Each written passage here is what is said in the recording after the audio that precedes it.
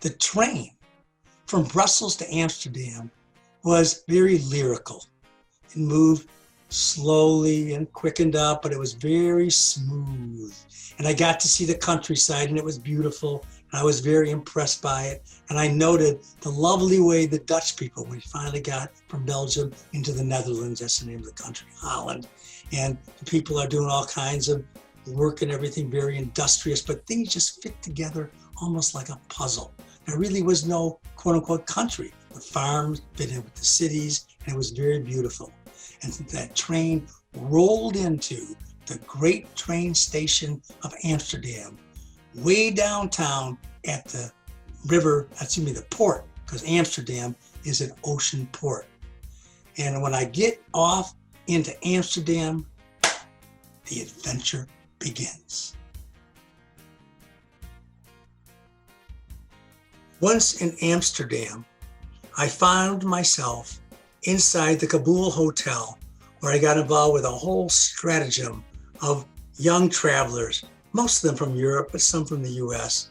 And it was really a lot of fun for me to be out in the world with people my age. And that's when I started getting involved, thinking about ladies. There were some sweet ladies in that hotel, and I was meeting them from Switzerland, England, the Netherlands, of course, but most of those were just local folks. But these were the travelers. Paris, Denmark, up into Scandinavia. And it was really a lot of fun to kind of hang out and play games with those ladies, although it was a little frustrating for a young man. The inner ring, the old city of Amsterdam, is a canal circle, really. The Amstel River runs in, and the canals circulate out down from the port. And it makes for an exotic area. And frankly, regular vehicles don't come in unless they're delivery vehicles. It's basically a place for bicycles, walkers, and again, the trolleys, the trams. Boy, that's a big part of Amsterdam. And it made for quite a fun, old-time city with a lot of intense culture. The food in Amsterdam was phenomenal for me. I was really a very picky eater, but they had very wholesome food, great breads, wonderful cheeses, delicious dairy products of all sorts, and of course, their famous patat frites, their French fries. They had stands that made them. They were nice and thickly cut and very double cooked, so they were very crispy. These are called twice baked and twice fried or something of that sort. And they served them in a cone with a very thick, rich, dark yellow mayonnaise, not ketchup. Now, I really wasn't a mayonnaise fan at that point, and I didn't like ketchup that much, but that mayonnaise, and to dip them in that thick stuff and just eat them down. And the best one was the stand. You had to know where it was. It was kind of tucked in off of one of the main squares, and people would line up to eat those French fries. They were delicious. I was probably eating a couple a day, getting a little greased up, but man, it was delicious and fun. And of course, being a little buzzed, all the hashish and all the crazy things going on in Amsterdam made that eating even more fun. So besides the hippie culture in Amsterdam, there was an incredible heritage of European type culture. And I decided after a couple of days, although I was not a tourist and only a traveler and a bit of a vagabond, that I should see the things that most folks are supposed to see. So I went off and decided I would do the tourist things and check it out, because who knows, I might never get back to Amsterdam again. The Vondel Park, like a central park. It was out beyond the inner ring of the ancient and old city and in the area of the kind of newer city, but it was a huge park that went for miles, I think, and it was a centrally located thing, just like Central Park. And I used to go there on various occasions. It was right near the Heineken brewery, and when I got kind of drunk at the Heineken doing their free tour, I wound up laying down on the grass in Central Park, Vondel Park. I went back there at night. I felt that it was really a respite from the intensity of the city, and I really loved it. I would go there alone. It didn't matter to me because I was alone. I went in and out with people, but I really didn't want to get involved with anybody. I was kind of afraid of that. Part of my freedom thing was to be alone. And Vondel Park was an excellent area for me to go and commence with the ducks and the geese and other interesting aspects of nature, a lot of flowers, and a lot of people just visiting. It was really a fun place right in the middle of Amsterdam.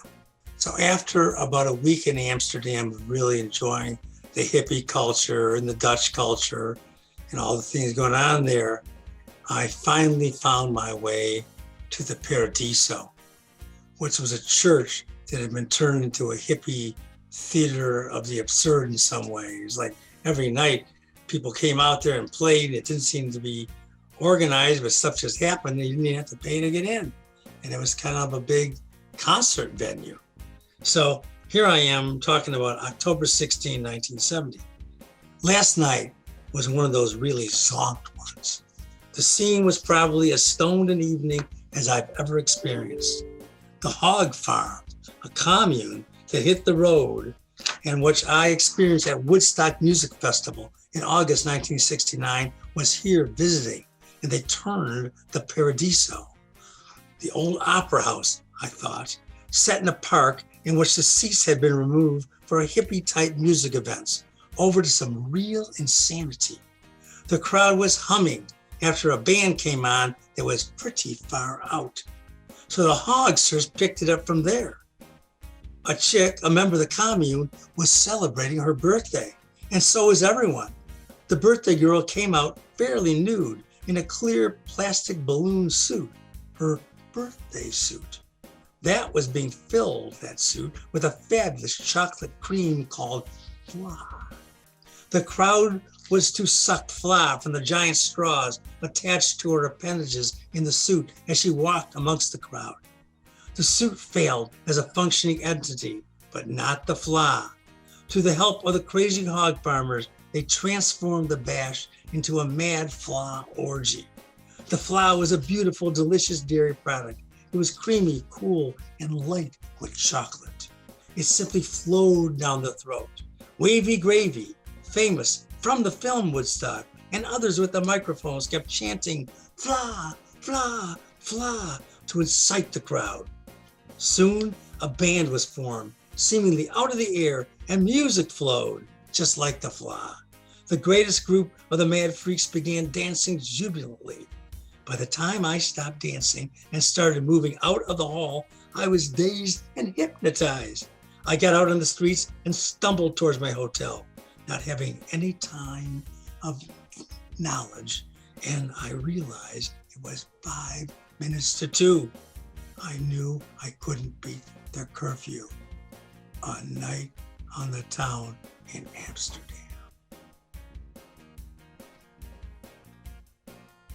With the mad fla party and the hog farm leaving me walking down the streets in Amsterdam with nowhere to go, and I had 5 hours to kill. 7 a.m., they open the hotel again. So what do? I walked towards the hotel anyway. A light was on, but I didn't care, as I wouldn't lower myself to that worm of a hotel owner by knocking and begging admittance. So I had 5 hours to kill until the doors opened, and I thought I would go sit in the train station, which is so near to the student hotel. But the train station was shut tight, and there was a band of 5 desperados sitting in front of a little cafe trailer parked in front. It was damn cold against the cement, and they huddled there. There were 3 little black dudes that spoke a language I couldn't understand, perhaps Dutch, with a white guy. I have segregated them, but they really were a group. There was a Dutch freak there. I talked to him. He told me the station would not open until 6 a.m. From there, we wandered about, finally found a cafe, huddled about, and crawled back to the hotel at 7 a.m. to get some sleep. After spending the night on the town, so to speak, walking about, I wake up about 1 p.m. and wow, it's back to the Paradiso for an incredible night in which Stevie Wander winds up taking LSD and has a crazy trip at the Paradiso, wandering about and making it finally to the police station where they sent him to the hospital. Oh my God, what a mess this is. Stevie Wander, you done screwed up. From there, you had to get the hell out of town. Makes it back to the student hotel, the famous Kabul, and now he's got to leave town. He's got to get up. He's got to flee like from Sodom and Gomorrah. Stevie Wander is gone. Gone from Amsterdam after a week of zany, crazy, wonderful times. The trip at the Paradiso, that was not really a good idea. You know, I had no connection with anything, with anybody really. I was all alone in the world. And I got so damn high that I thought I was seeing space travelers coming to save the human race, etc. And finally, I just felt I had to get out of the Paradiso. And I get out of there, and there's a full moon, and the moon was chasing me down the street. I was screaming, "Oh my God, he's after me." Finally, some kind people called the EMS, who took me to the hospital, where I think they gave me Thorazine or something. And I was like, oh my God. I got myself back to the hotel in a cab and overpaid him, gave him a 20 for what should have been $2, and made my way into that student hotel just in time to, beat the curfew, thank God. The next day when I get up, I say, I'm getting out of Amsterdam. I'm going to London. I don't know why, but I had to go someplace because I sure wasn't going home. Next week, join us as we flee from Amsterdam, hitchhiking to a place in Belgium to take the ferry to Dover behind me there. And then a hitchhike again into central London. An incredible week in London, paling it up with international folks from all over the world and getting busted a couple times and having some fun. As we enter the premises, we meet up with 3 other fugitives of the night, a guy and 2 gals. You guys are stuck out in the cold for the night also? I inquire. The guy answers, we just hitched a ride from Paris to Amsterdam and arrived about 3 in the morning. Then we found this spot to wait for things to open up. We are on a student exchange from America. We're studying in Paris for a year. Thought it would be good to check out Amsterdam for a few days while we have a break from classes. This city's amazing, man. So much happening and so much to do, I say. The 2 girls are very tired as they cuddle up close to each other on their chairs with their heads leaning against each other. The 2 guys I came with are sitting at a table several feet from us as they do not seem to want to talk.